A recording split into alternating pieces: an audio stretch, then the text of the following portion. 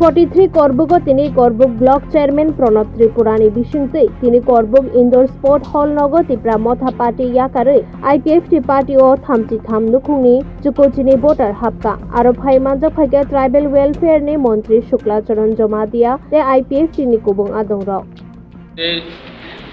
IPFT করবুগ বিভাগীয় কমিটির পক্ষ থেকে যোগদান সভা আয়োজন করা হয়েছে।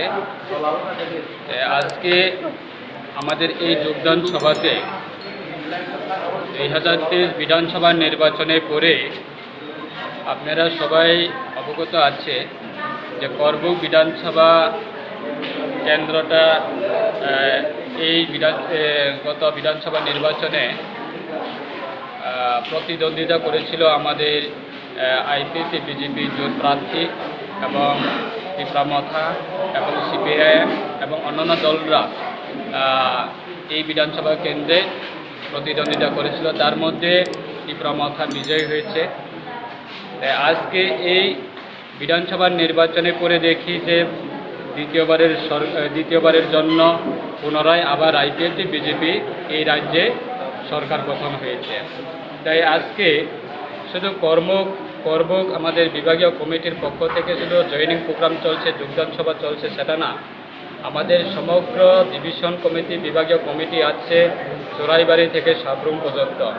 আমাদের প্রত্যেকটা দিনেই আমাদের পার্টিতে যোগদান করছে। যারা অন্যান্য দল যারা আছে তারাও আজকে আমাদের পার্টিতে জয়েন করছে এবং যোগদান করছে।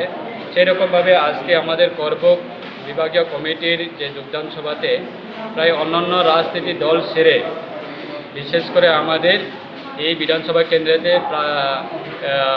ত্রিপুরা মথার বিধায়ক ছিল, যে ওনার দল থেকে ওনার যারা সাপোর্টার আছে তারা ওনার দল সেরে আমাদের দলে এসেছে। প্রায়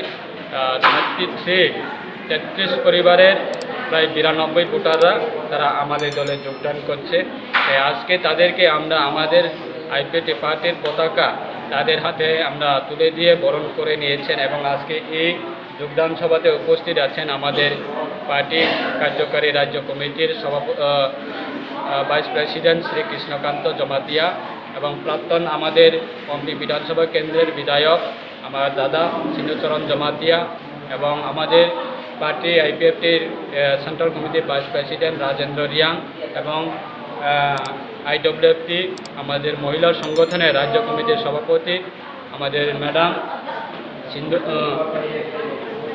যশোদা রানী জমাতিয়া এবং সম্পাদিকা সুশীলা রুপিনী, এমন করে আমাদের নেতৃত্বরা আজকে উপস্থিত হয়েছেন এবং তাদের হাতে আমরা আমাদের পার্টির পতাকা তুলে নিয়ে আমরা বরণ করে নিয়েছেন। এবং আমি আজকে এই যোগদান সভার মাধ্যমে আমি রাজ্যবাসী এবং রাজ্যের সমস্ত আমাদের জনজাতি ভাই বোনদের উদ্দেশ্যে আমি অনুরোধ রাখবো এবং